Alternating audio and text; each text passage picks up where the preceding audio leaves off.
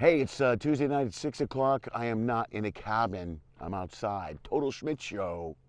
Let's do this.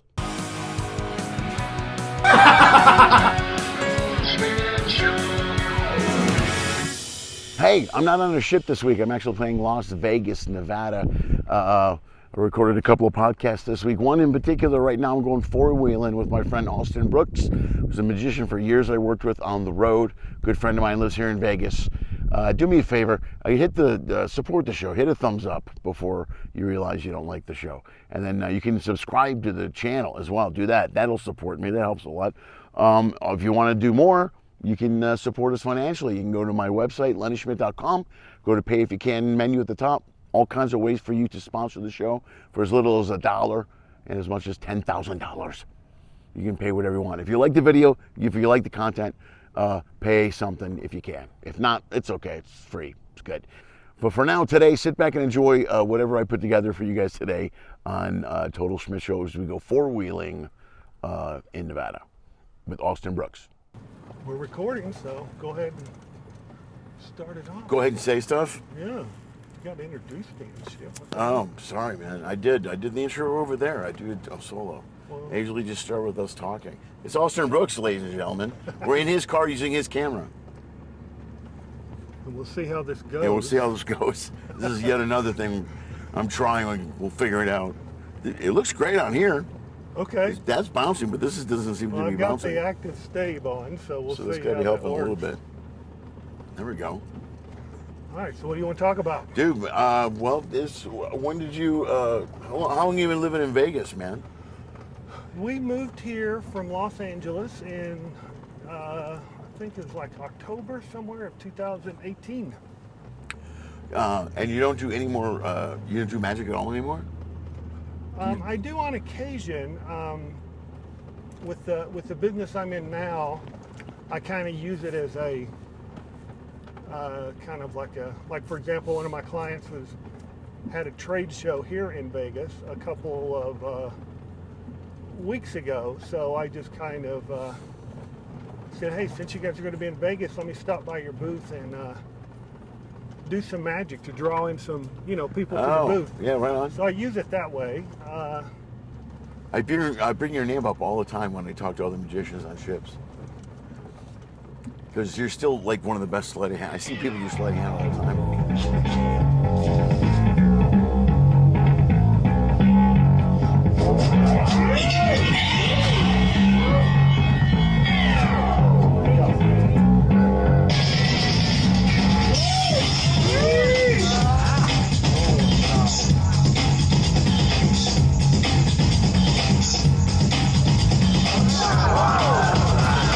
You guys are sideways and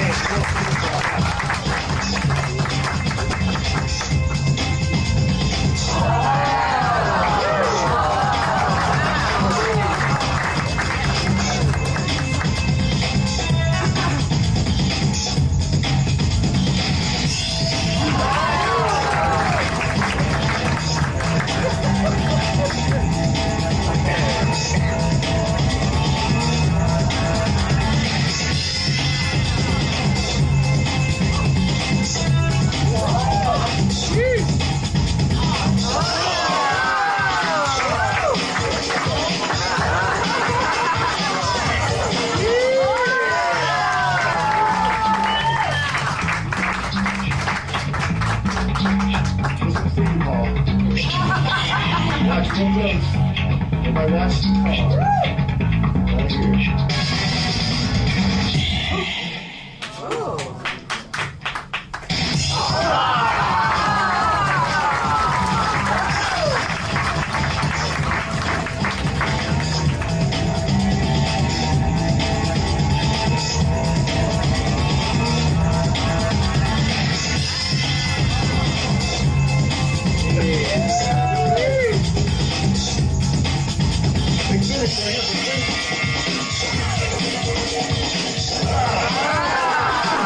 Right here.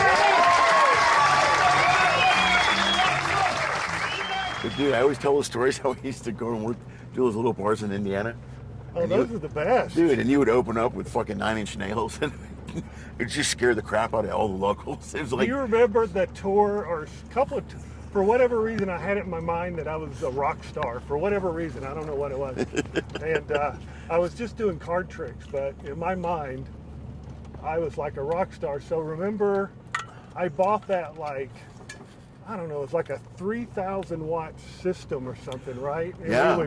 we would tour with that because I don't know why, but I just thought that the nightclub sound system wasn't great. So you used to bring it in that white van with Rodney. You yeah, used to and come then in- when you stack the speakers together, they were taller than me, They and were. I'm 6'4". Yeah, right. We're showing up at these little supper clubs. Okay, where do we set up? Yeah. And then I would come out to like Nitzer Ebb or Nine Inch Nails, and what was funny would be that I would come out and start doing my magic, and I would notice like little old ladies in the front row looking up at me, Yeah.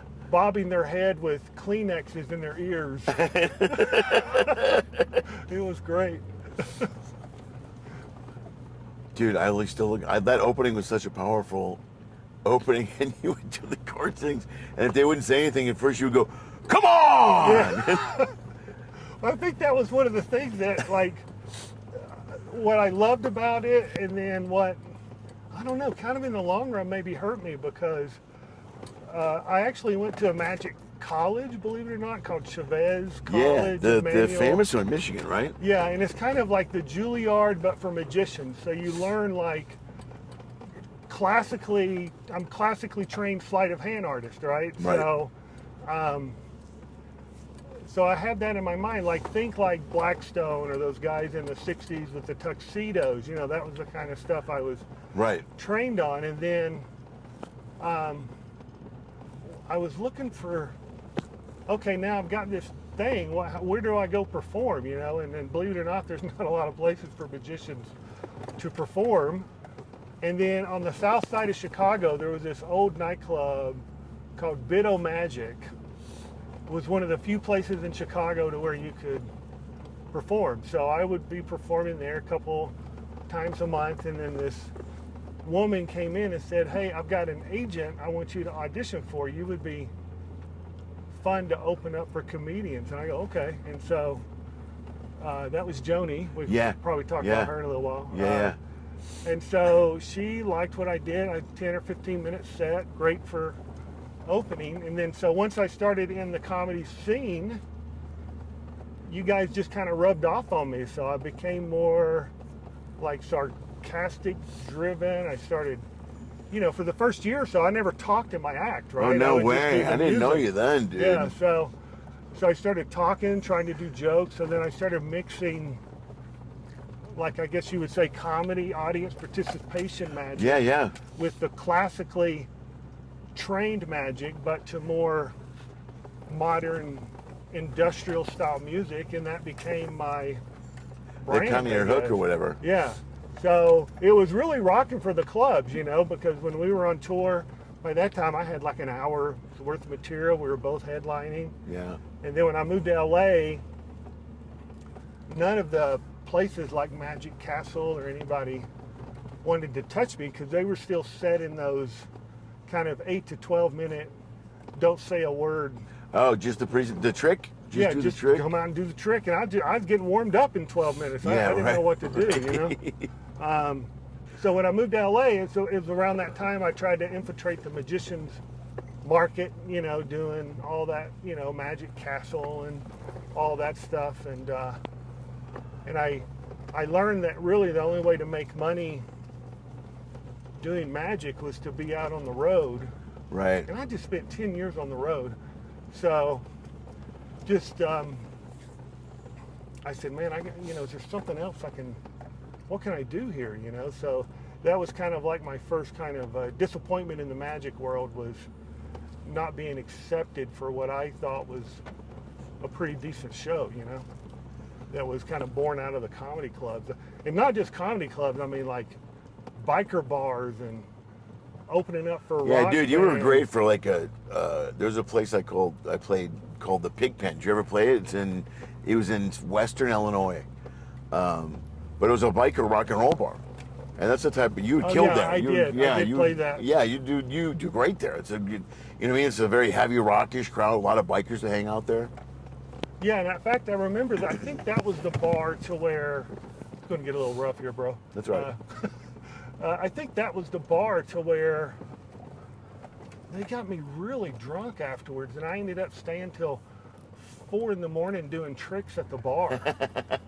It was awesome, and it's so funny to see like these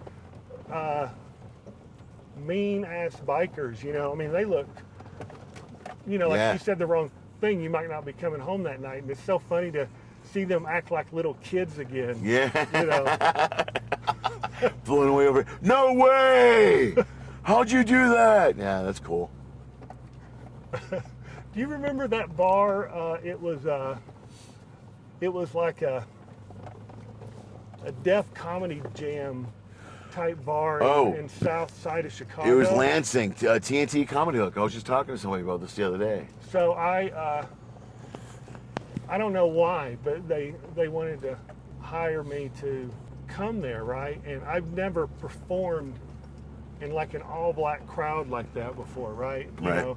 And so I go there and I'm watching the opening act, and this guy is just killing it, and he's connecting with the audience, and it was almost like church, Yeah. you know, and it didn't help that half his act was like how the white man kept him down, you know, kind of thing. So then he introduces me, and now we got a white guy coming up. Yeah. And I Right. was so intimidated that I really bombed that night. I think it was you that said, and I was telling you about this, and I think it was you that said, yeah, dude, you just got to stay outside until 2 minutes before you go on. Oh yeah, I give that advice a lot. Don't go out. Don't watch the show. Yeah. So I said, okay. So then I did that, and then I killed. Once I was able to make the connection with the audience, Right.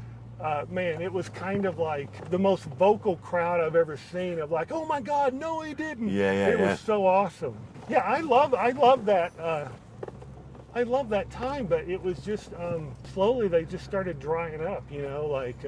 No, they started closing left and Yeah. right. There wasn't as much work for So everybody I was anymore. like, okay, what do I do now, kind of thing. You could have went on ships, but then that puts you out traveling all the time. So here's the thing with ships is I didn't try hard, but you know, because all we did was one-nighters for a living. You know, Right, like, that's right. what we did. If we got lucky, we had a weekend gig of Thursday, Friday, Saturday, but most of the time it was one night. So my act was very much a packed, flat, plays big kind of thing. You know, I Right, kept it right. the whole thing just so I could move from city to city real quick. And so what the cruise ships wanted were these magicians that had these big illusions that you would sign 6 month to a year contracts. Yeah, you right. know? And I didn't have that. And they would go, well, we would just hire a comedian, Yeah. you know, instead of you. So I could have probably did something there, but I was going, you know, I don't know if I want to be doing cruise ships. Yeah, it's a adjustment, dude. You know, I mean, I'm going all the time. Plus, it would be wreak havoc on your relationship. Well, that was one of the things that that kind of made me really change paces, because then what I did was hooked up with this dude, really cool guy, Jason Gemini. I don't know, you met him, right? Was he the guy that lived with you? He at the house? Oh, and- no, he was the the other guy Jason.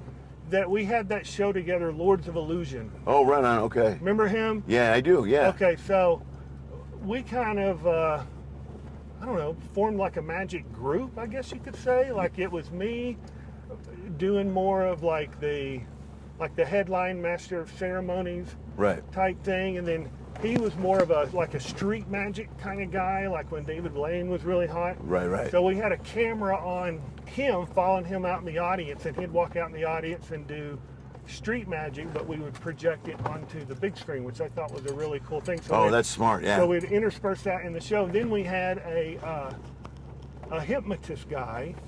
So it was the three of us who formed this little show called Lords of Illusion.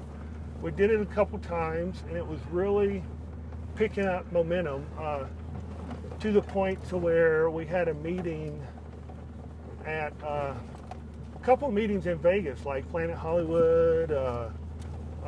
What's the name of that? Blues casino. It's like they have a blues club, but they have a casino. House of Blues? House of Blues. Yeah. And so they really thought it was a cool concept and everything, and we were getting really close to a deal. And like, I think it was like we had a verbal okay, and then we were going the following week to sign I mean, I had everything packed and everything. I was moving to Vegas, right? Right. And then 9/11 happened. Oh. And so everything stopped dude. after that. And then, it was a good 2 years for Vegas to pick up momentum. Oh God, again. yeah, Vegas was a So ghost then by town. then we kind of all went our separate ways and it everything. hurts. So then I'm going, okay, what do we do now? And then it was around that time I met my now wife, Arloa, and it was for the first time in my life, like, I was like, man, I could see me with her for the rest of my life, right? And so I really wanted to make sure and give her like the life that she deserves, kind of thing. So then that's when I started transitioning to another line of work, which is what's in my background, like marketing and video production. Right. And the upside of that, you're able to do all that through COVID. Like, you got busy during COVID with that, right? Oh, it was crazy, yeah. So because you could work from home. That was the one. You were one of the guys. You know what I mean? When shit like that happens, there's always a handful of people that benefit in certain line of work, and you were in the perfect line of work for it. Yeah. So luckily, I was one of the few industries that didn't slow down during COVID was the HVAC industry, right? And so I have several of those types of clients. What's HVAC? Like HVAC, like heating and air conditioning. Oh, right, yeah, okay. And so, because they were still building, and you still needed comfort during COVID. Oh, even more so. In fact, it was more so, right? Yeah, right, because you're home. So, I had these clients before, but I would always go to their place of business, fly me out, and shoot their videos and stuff like that. And so, when COVID hit, they would say, "Why don't we just mail you the product and you shoot it at your place?" And so it just became a boon, and I set up, and then we had moved to Vegas by then from LA, so it became a real boon of set up a little studio at my house and started shooting that, and through that developed, the company really grew during that period. Right. So now I'm at a place in my business and my life to where I'm toying with the idea of doing a new magic show, because even though I stopped performing a lot, I never stopped thinking about it and creating and all that stuff. So I've got like probably 40 minutes of new material that I've that's never great, performed. dude. Well, you can find a place in Vegas to get up somewhere and do it, man. Well, that's what I was thinking. It's still, work is still busy, so it's still Right. But But at least you live in the perfect spot if you wanted to do it. Yeah. Like, it's so hard. You're right. Magic is a hard venue to find places to do it in, but at least Vegas, you can find a couple opportunities to do it. well, also too, there's a lot of magic spots around here, so Right. there's probably like a half a dozen magic spots around here. So, yeah, and it's going to be interesting. I mean, there's a few little things too. It's kind of like, now I'm kind of just doing it for the love of it, right? To where previously I was doing it for survival. Yeah, right. So, and then also too, there's a part of me that's, because I haven't really performed a lot in so many years. It's kind of like, I feel like, man, am I too old now? Do I still have it? What if I forgot? No, I know, dude. I felt that kind of way. thing. Dude, after COVID, I felt that way. When I came back, what if I can't do it anymore? What if it's, I know, there's a little thing inside of you, the longer you're gone. But once you get out there and start doing it, though, you'll pick it right up. Well, no, it's kind of, I think I enjoy it, because I still do a few tricks here and there, a few shows here and there, like I said, and I forget the impact entertainment in general has on people, and then also magic. If people, there's some people who are just, I don't know, they're just magic phobia or something, to where they just don't want to see it, like they feel like they're too grown up. But there's some people that honestly love to be fooled and enjoy it. Yeah. And then when I see that smile on their face of how do you do that, that does more for me than them, I think. Yeah. Because then it makes me remember what it used to be like when I was, performing 200 shows a year. So it's kind of one of those things to where I start and stop a lot. I go, okay, now I'm going to get this, and then all of a sudden I get a big project, and I go, okay, after that, Right. So hopefully this year I'm going to make something happen. Yeah, man, you should just do a show locally, something you want to do. You know what I mean? It'll be fun then. You'd have a blast. Get back on stage. You saying the Joni gigs weren't fun, bro? They were fun when you were there. You remember how we met? Yeah, there was that Midway, the bathroom at the, what was the name of that club? It was near Midway Airport. Comedy Jungle, right? That was it, right? Oh my God. And they had like gorillas. It was and a whole jungle shit. vibe inside. Yeah. It was really, It was it nuts. was crazy. And you were doing the audition for Joni. Yeah, I was there. right? Joni was there to scout me. I've been back because I didn't start in Chicago. I started in LA. And I came back, so I showcased for everybody in Chicago. And I found her and did the set. And you were there that night, and I was in the bathroom. You came. We were both at the urinal. I was at the urinal. You walked up, and you go, "Good set, dude." Yeah, and that was it. And that was it. Yeah. And from that point on, we've been pretty tight, actually. Yeah. I've lived with you. Brought my bag of potatoes over, all kinds of stuff. Yeah, you were a master of cuisine with those potatoes. Dude, back then you could buy a bag of potatoes for like $1 or $2. And I've never seen I survived so on many those. different variations of potato dishes. Oh, potato mashed potatoes, potato tacos are my favorite. We toured a lot together. Dude, we right? lived on the road. There were times when I rode with you and Rodney in the white van. And then there were times when remember that old Chevy I had that we did that run up through Wisconsin? Was that the one that eventually burnt down? Yeah, it was the car that burned down. It was Okay. the trip where everything was going wrong for me or whatever. I remember when we were going to the whole Every hotel room you had a problem. every hotel we get so we get to this hotel. The last hotel. And they hand us the keys, and I go no, and I take your keys and Yeah. give you my keys. And you go, you're going to have the problem Yeah, hotel room. this is your turn. And then I swear to God, we go to the room, and then we're getting ready to go to the show. I walk out the door and close it, and my door won't close. And you had to put all your shit in And my I put all my room. shit in your room because we're going to the show. Dude, but I don't think I ever saw you laugh so hard. That was The door hilarious. closed. That was the same trip when my brakes went out, right? On that Chevy? Yeah, and that was also the same trip where we went to the pawn store, and for whatever reason, you felt that you needed a CD boombox, Oh, right. and so you bought it and discovered that if you moved it at all, it would skip. It was, yeah.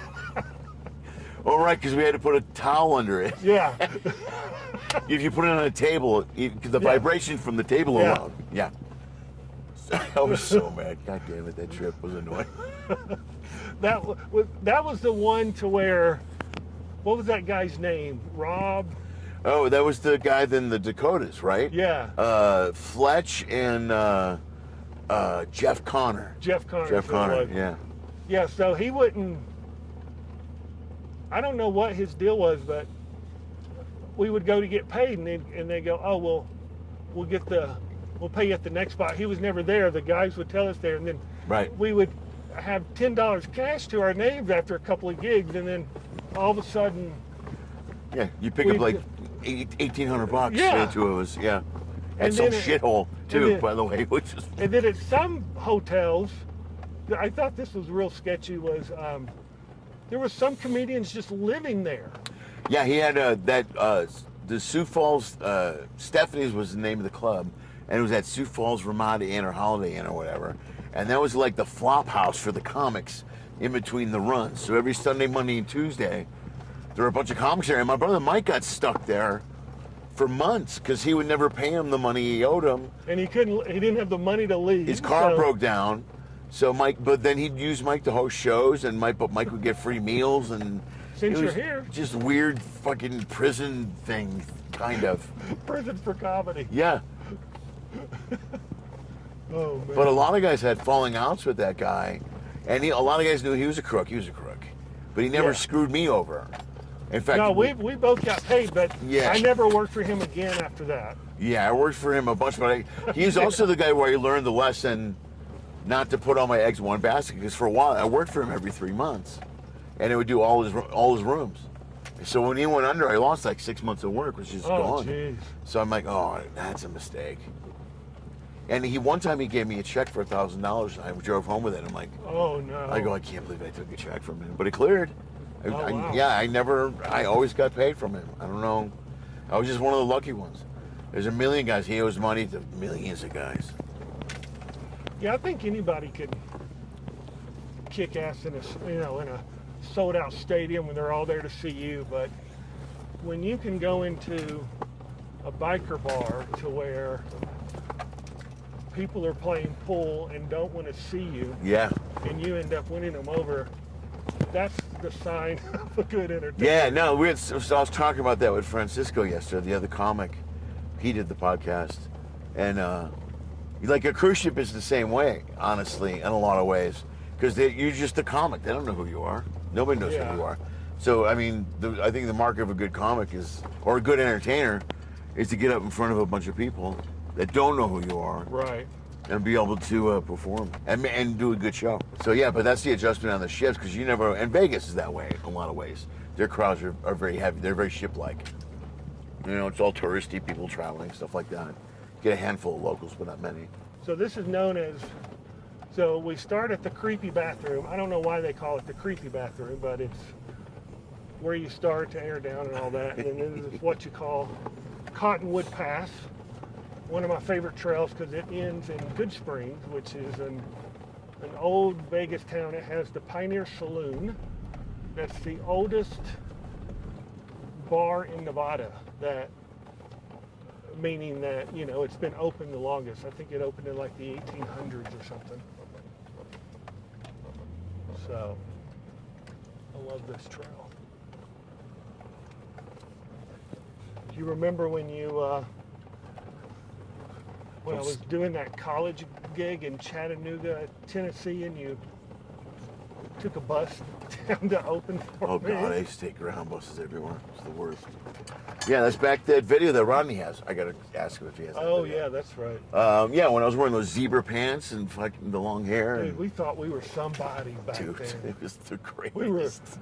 We were living the dream. It was the wrong dream, but we were living it, and it was awesome. Dude, I'll never forget hitting that stage. And then Fucking remember, back then, it was like, "What's up, Chattanooga?" to Nothing But a Good Time by Poison. right. It's like half the people are clapping, half the people are staring. Me like, what is this guy wearing? And then we were still, as you were going on, I was still backstage with Rodney, waiting for props to dry, the paint to dry. Oh, that's right. And we Yeah. were still repairing because some stuff broke during rehearsal. And so when you would, remember there was like 4 or 5 times to where you would go, "All right, guys," and then you'd look over to the side. Oh, Rodney you're like was stretch. Oh, still. That's right. I forgot. and then at some point you just started laughing.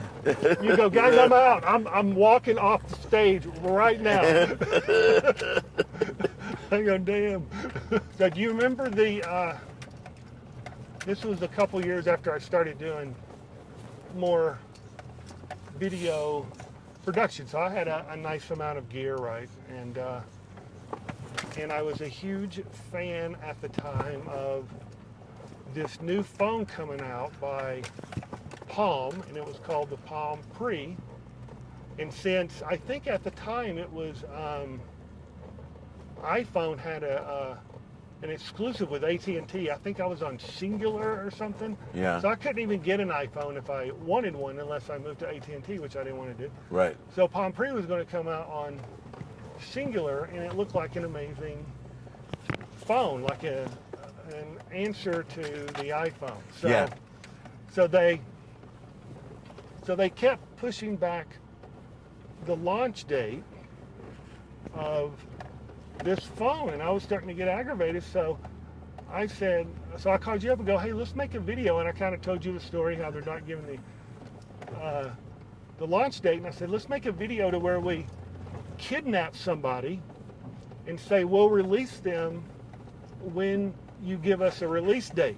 It was like a joke, right? We did, and we really, it was Miranda. We really did kidnap someone in a parking lot. I mean, not it was very really. aggressive, but it looked really aggressive. Yeah, when you look at the video now, you're like, oh, okay, that was probably a bad idea. I could probably see how that could go against the terms of service.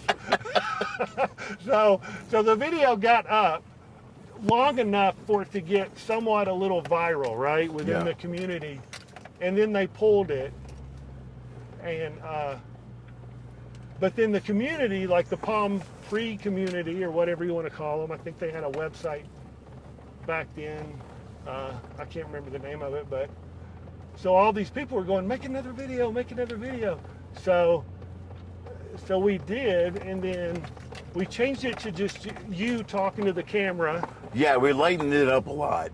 We made it funnier first of all. Yeah, so instead of kidnapping people, we would aggressively invite. Yeah, we aggressively invited people to stay with us until, and they were very combative, and I obviously wasn't in control of these people. Yeah. You know what I mean? It was obvious where they were there for us a favor, but there was just a string, it just snowballed into more and more videos of us doing different, and I was wearing a ski mask through every one, so Austin wasn't on camera anymore. It was just me in a ski mask.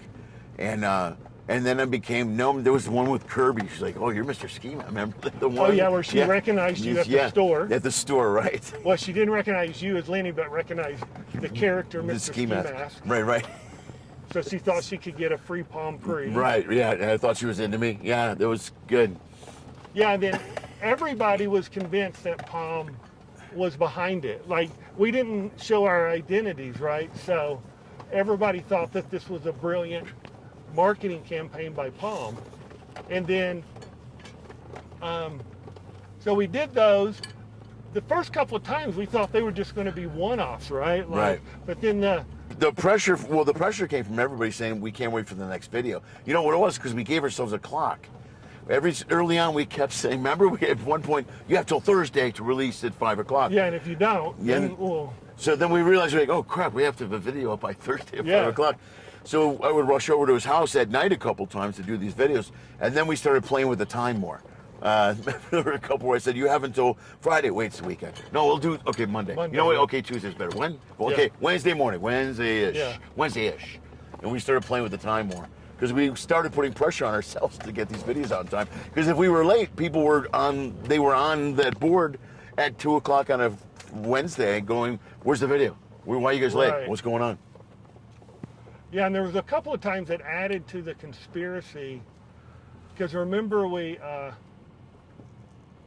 I can't remember what it was, but it was something to where we said, go to Twitter and say, do the hashtag release my pre. Yeah. And it started trending, and then within hours of that, we got the news that we wanted. So that further added to the, they're working for Palm. The timing just happened to be, Yeah, but we just got lucky. Yeah. That they actually gave the dates that we've been asking for. Yeah. And then they were so successful, Palm actually reached out to us, right? I mean, the first phone call was, hey, we just wanted to let you know we're aware. Yeah, and we love what you're doing. Let you know that we're aware of you, and we enjoy your videos. We go, okay, great, because we thought that they were going to do like a cease and desist or something. Yeah, right? we thought we were going to get in trouble. Yeah. So, but they said they enjoyed it, and then as it went on, because they played the same game, so they released the first version of the phone. We went on about our lives, and then they were going to do the Palm Pre 2 or the Palm Pre Mini or some other version of the phone. Right. And they started playing the same games, so it's only fair. And plus, the community was going, "Where's Mr. Ski Mask?" Yeah. And so we picked it up. So we started calling it a super device or something like that. Yeah, mysterious super device. And that's when our production, we took it a little more seriously, so we did a little more production value. Right. And they actually started talking to us about doing some actual official content. Yeah, like in-store content or further retailers and stuff. Yeah. So then... Yeah, we thought that was going to go somewhere. Yeah, and then HP bought Palm out of nowhere. Right. And there was no super device. And then there was no more Palm Pre. So Yeah. we were done. Yeah, that was it. It was short-lived. Wow, that sounds like But we that's get the story of my life.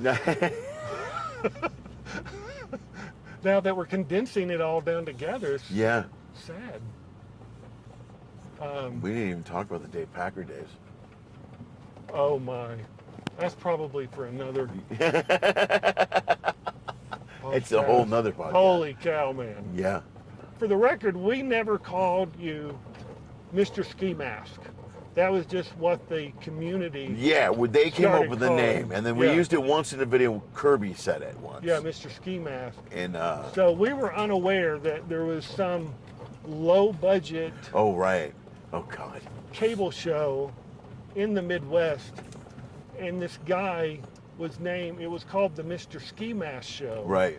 And his whole deal was he wore a ski mask and did like a interview show, I guess. Yeah. But imagine like the worst production quality you could think of. It was worse than like cable access, that old cable But access. it was cable access. Yeah, right. But he was probably using the cameras from the previous cable Yeah. access, whatever that means.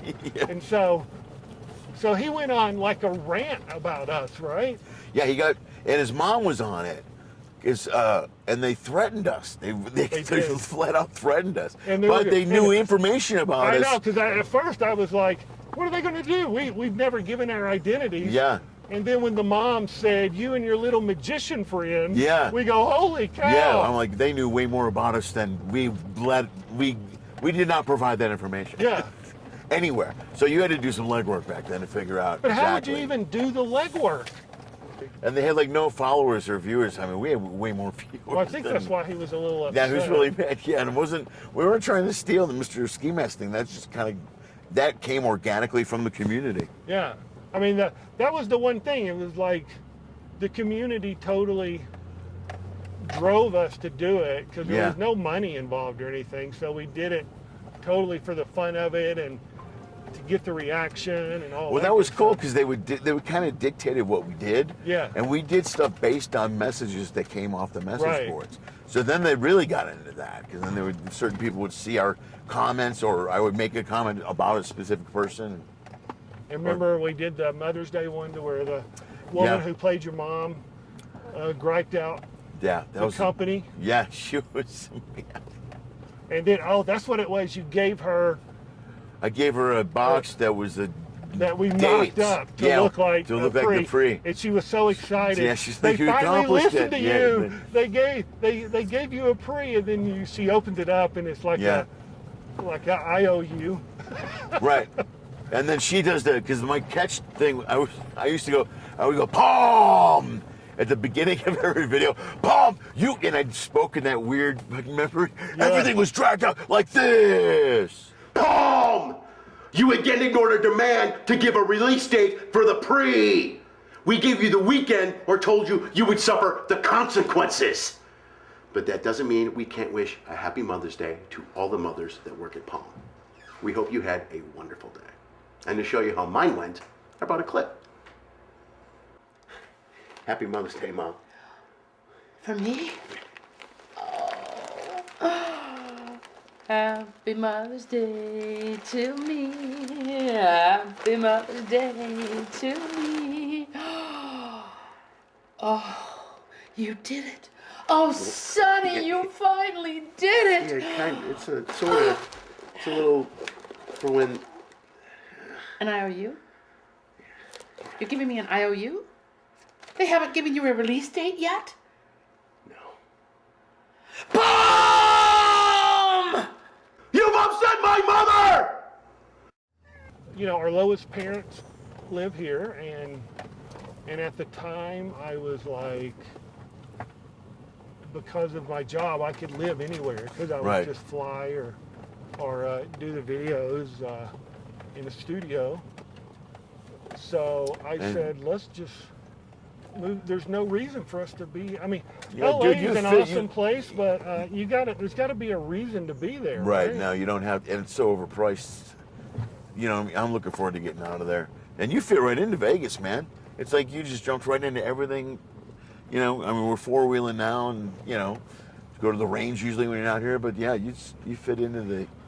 I like it here. The area here is good for you.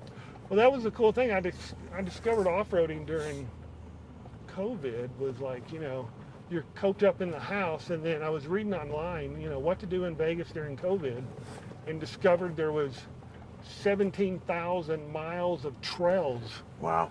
Just in southern Nevada alone, and then on top of that, Utah is just like an hour and a half away, which is just another Right. world in itself. So I used to own a 4Runner years ago, but never did a lot of off-roading. So I said, hey man, let's find some kind of rig and start doing it. So that's what we did, and it's kind of fun. I mean, the cool thing about, for me, is like, we're kind of like, I think it's kind of cool that we're getting somewhere to where something man-made got us there. Like, we would never be able to get there without this machine, right? I mean, Right. you probably could, but it would take days and be very treacherous going up and down these hills on foot. But it's just, and then once you're out here, it's just kind of like, you know, you don't even know you're in Vegas or anything. It's No. crazy. There's no jackrabbit houses out here. I thought there might be, but What is a jackrabbit? jackrabbit? They have them in the Palm Springs area, the Palm Desert, California. There are these houses. They're little fucking houses they put up everywhere, and it's just a house with no heat, no electricity or nothing. But they built them years ago when people made the rush to the west, and they're standing all over in Southern California, and nobody lives in them they anymore. do have those on other trails. I Yeah. think this is a newer trail, maybe? I don't know. But there's such a trip because they'll be out in the middle of nowhere, and you're like, man, I can't believe somebody lived in that house for a while. Because Yeah. they did early on, you know, but there was just no running water or anything like that. Yeah, next month we're going to Sedona, and they have those, a big collection of those cliff dwellings. From Oh, like really? 1,000 years ago. So we're going to take a few trails and go Oh, that'll be cool. see some of those. So yeah, so we moved to Vegas. I'm so glad I did, because it's pretty awesome to have the entertainment capital of the world, right?